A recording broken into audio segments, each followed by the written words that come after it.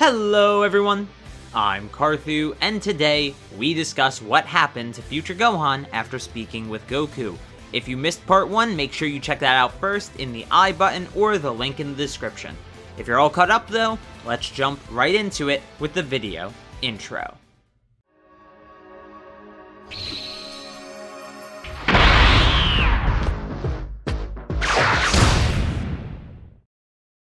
When we left off in part 1, Goku told Future Gohan, "Stop trying to be me, and start being yourself." Gohan looks up from the ground. What do you mean by that? Gohan says while drying his eyes. "Look over there." Goku points towards present Gohan. "He wants to be a scholar one day, and I don't even know what that means. He's smart and kind, but he's also dormant. There's a power inside him. Inside you, that's only unlocked by your emotions. Your true emotions." Future Gohan's eyes shift back to the ground. I gave up on who I wanted to be. There's no need for scholars in the apocalypse, so I became what we needed. A hero. Some hero I turned out to be. I don't think I've saved a single person. You were the best. I tried to be like you because you would have won. "I'm not a hero, Gohan," Goku says, looking at his son from the future once more. "I just like to fight. I just hate cruelty. I'm just me, and I think you should start being you." Gohan looks up again and smiles, standing up as he does. "Thank you, Dad." The heartwarming scene is cut short though by present Gohan screaming. He's shouting about Piccolo and Tenshinhan being in trouble, so Goku quickly senses what's going on and teleports over to get them, saving them before Cell could finish them off, just as he did in the original. As Goku returns to the lookout with the two of them, Vegeta and Trunks are exiting the Room of Spirit and Time. Bulma comes to the lookout to give them new sets of Saiyan armor. She has one for everyone, including Future Gohan. Vegeta says he'll defeat Cell, and Goku says he wouldn't complain. With that, Vegeta and Trunks fly off. "Hey, Mr. Popo!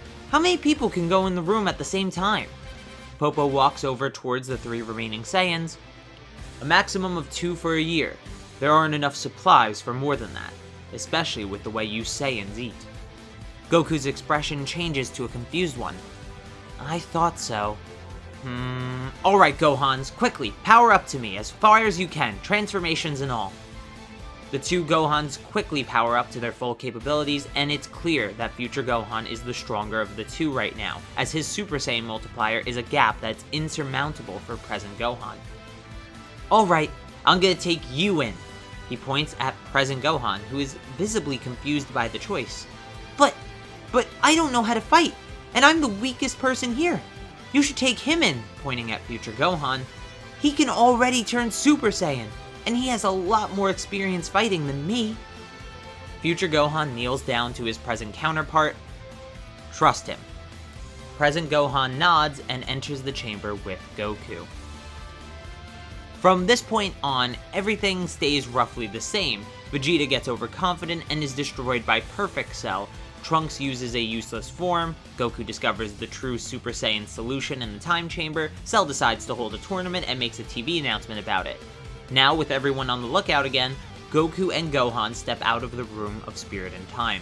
But to everyone's surprise, they are both Super Saiyans, and they're early. It hasn't been a full day yet. They are caught up on the Cell situation, and everyone mentions the order for re-entering the time chamber.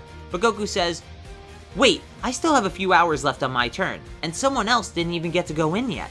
Goku points over at Future Gohan. "Most of my time in the chamber was focused on finding a way to evolve Super Saiyan, and teaching Gohan how to use it in general. But now I know how to evolve Super Saiyan, and this Gohan can already turn Super Saiyan. I should have all the time I need, possibly more than I need." Vegeta wants to say something back, but he can't. The sight of the natural state like Super Saiyan is baffling him. So, Future Gohan and Goku enter the time chamber, and the two begin to train in Super Saiyan. Goku shows Gohan how to use Super Saiyan as his normal state, but there's more Goku wants to show him. "Gohan, when I was training with you, I saw a glimpse of something. a power raging inside you. The thing I told you about. While you're in here, I want you to think about who you want to be. Scholar, fighter, or something else. That'll make you even stronger in the end. Trust me. With that advice in mind, their training proceeded on for the next few months they had in the Room of Spirit and Time. Goku actually got a decent amount stronger from this, but just like in the original, he's still no match for Perfect Cell. He was banking on Gohan for that fight still. Goku and the two Gohans spend the next 9 days around their home and trying to be at peace, as Goku saw no need for them to enter the Room of Spirit and Time again and actually sees it as a detriment. During the 9 days, Goku gets Dende to be Earth's guardian and does some light training with his sons for every 3 days. Until the time of the Cell Games had arrived. This is where things strangely stay the same. Everything from Hercule fighting Cell to Goku giving up to present Gohan taking over and turning Super Saiyan 2. As we all know, Gohan was overconfident as a Super Saiyan 2. The rage that was the foundation of this form was also its biggest weakness. Arrogance and a sadistic nature were the side effects of such power. This was ultimately Gohan's grave mistake, as Cell in his imperfect state was ready to destroy himself not to lose the fight. Goku knew what he had to do. He tells everyone goodbye and teleports to Cell. As Krillin screams Goku, Future Gohan screams father. But it's no use. Goku sacrifices himself for the sake of everyone else. Future Gohan quickly falls to the floor. Trunks tries to console him. This is the second time Gohan has watched his father die, helpless to stop it. The two Gohans are acting in perfect sync, punching the ground, screaming for their father, crying in agony. Every action is almost identical between the two of them, but their grief is not over yet. Cell is nowhere to be found in the afterlife, and a swirl of energy erupts on the battlefield. A death beam flies out of the dust and strikes Trunks down. Right above Future Gohan, his student is killed. He couldn't save his father. He couldn't protect his student. He couldn't save his world. Snap. Future Gohan's emotions begin to swirl into a blind rage. His hair begins to stand up. His power spikes. He is a Super Saiyan 2. Future Gohan nods at his present counterpart, who quickly turns back into a Super Saiyan 2 as well. What? Before Cell could even respond to the sudden occurrence, the two Gohans began to strike him down. Super Perfect Cell didn't get the chance to injure present Gohan because Future Gohan's transformation had distracted Vegeta from his own grief, and at this point, he's come back to his senses. He's not going to attack Cell blindly at this point. There's no need to.